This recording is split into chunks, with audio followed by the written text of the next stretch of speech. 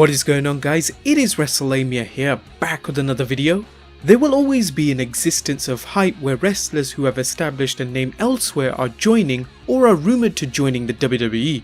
We've had some incredible signings over the past 2 years, including AJ Styles, Kevin Owens and Seth Rollins, who all made a name for themselves prior to joining the WWE, but have all lived up to the hype. At times, however, expectations can be too high in the wrestling world. Even with the benefit of a flashy promo hyping their debut, some wrestlers didn't quite live up to the hype and ultimately flopped in the WWE. Here are 10 of the worst signings and biggest busts in WWE history. Number 1. Nathan Jones. Ex-convict and weightlifter Nathan Jones certainly caused a stir amongst the wrestling world with excellent vignettes hyping his debut as a Hannibal Lecter type character. Jones was unable to make his original debut as his past criminal history prevented him from getting a visa in the US. The character was unfortunately scrapped, and instead Jones was put into a storyline to team up with The Undertaker and set to face both A-Train and The Big Show at Wrestlemania 19.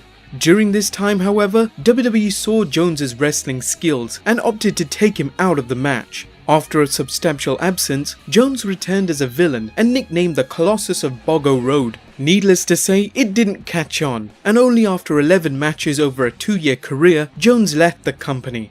Number 2. Tiger Ali Singh. There was much hype surrounding the second generation star, and he even managed to get the WWE to hold a press conference for his signing in his hometown of Toronto at the Sky Dome. Singh started off as a bland babyface and managed to win the second Kuwait Cup. His babyface gimmick was dropped and Singh instead became a heel, boasting of his wealth and invited fans to carry out humiliating tasks in exchange for money. His gimmick was seen mostly as a successor to the $1 Million Man, but Singh had nowhere near as much charisma as Ted DiBiase, and after a small number of stellar matches, Singh was released in 2002. Number 3. Karma.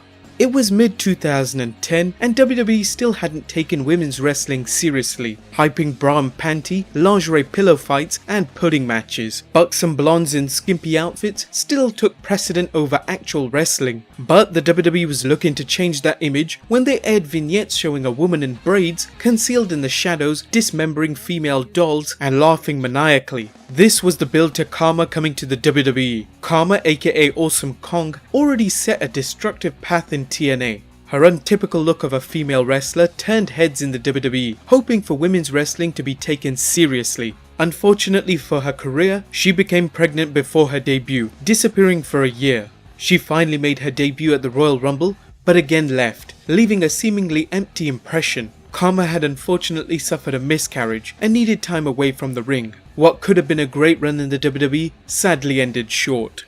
Number 4. Dr. Death Steve Williams.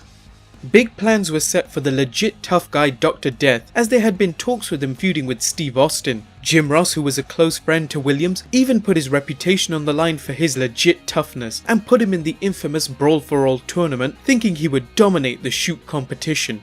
The only problem was the Brawl for All was completely undetermined, and Williams lost in the second round to Bart Gunn and was injured in the process. Both Steve Williams and JR lost a ton of credibility. Unsurprisingly, his career in the WWE flopped, and Williams was released only a year later. He would go on to having an even worse run in WCW. Number 5. Taz. Taz would have an incredible run in ECW as the Human Suplex Machine, becoming ECW World Heavyweight Champion. In early 2000, vignettes would air with the Mysterious 13, and at the Royal Rumble, Taz would make an explosive debut, choking out Kurt Angle and leaving a good impression that Taz would be taken seriously in the WWE. Sadly, his size and build was not favoured in these new surroundings, and he was ultimately made to be jobber to the stars, with even Steve Austin refusing to do the job to a smaller man. Taz would then experience a number of injuries and gradually pile on the pounds. He would have been a complete bust if not for his colour commentary skills, which he later transitioned to. Number 6. Ludwig Borga.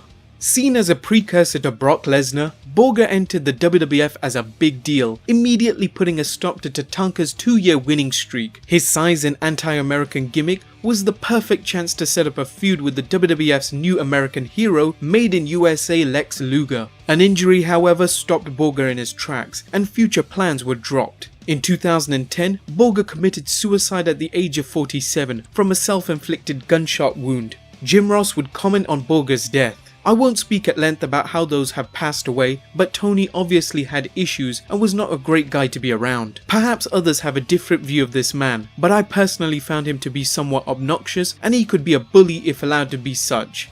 Guys like Holm don't mix well in any locker room and need to be removed from the team sooner rather than later. I still feel bad about the last years of Tony's life as things really unraveled for him, seemingly due to alcohol and drug issues. Number 7. Low-Ki aka Kaval. He was the first Ring of Honor World Champion with spectacular high-flying moves, gruesome submissions and a kick-ass voice. Low-Ki is everything you would want in a wrestler and more.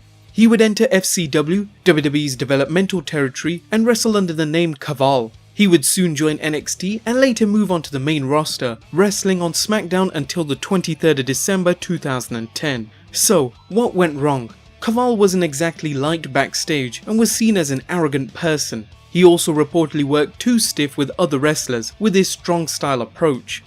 Number 8. Vladimir Kozlov. If there's one thing Vince absolutely loves in the world of wrestling, it's a foreign heel. A Russian heel hadn't been seen in the WWE since the Bolsheviks. That is until Vladimir Kozlov entered with a massive push, but it was soon clear that he was ill-equipped to cope with the high expectations of the WWE. With poor promos and wrestling skills, he wasn't taken seriously in the eyes of fans. The only thing memorable about Kozlov was his comedic pairing with Santino Marella. Number 9. KENZO Suzuki. With a huge array of talent coming from Japan, you would think the WWE would actually try to bring someone who can actually wrestle well. KENZO Suzuki was not one of them, and it was clear the WWE gave up on him early. KENZO soon tagged with French wrestler Rene Dupree, winning the tag titles. That would be his career highlight in the WWE. His anti-American gimmick soon did a 180 and turned instead into a pro-American, with him singing American songs poorly. With only a year in the WWE, Suzuki and his wife Hiroko were both canned. And number 10. Giant Gonzalez. Of all the wrestlers on this list, Giant Gonzalez had the least amount of wrestling ability by far. He was legitimately the tallest wrestler to ever step foot in the ring, but his size however was overshadowed, pun intended, when he entered looking like a poor man's Tarzan. Even in the cartoonish era of the mid-90s, he looked completely out of place. With a slow performance in the ring and a lackluster feud with The Undertaker, Gonzalez's WWF run only lasted a matter of months, proving WWF fans wanted faster and more agile wrestlers, not lumbering giants. Well guys, that wraps up this episode today. I hope you enjoyed it. Drop a like if you did, subscribe if you haven't already, turn notifications on, and I'll see you next time with some more wrestling content.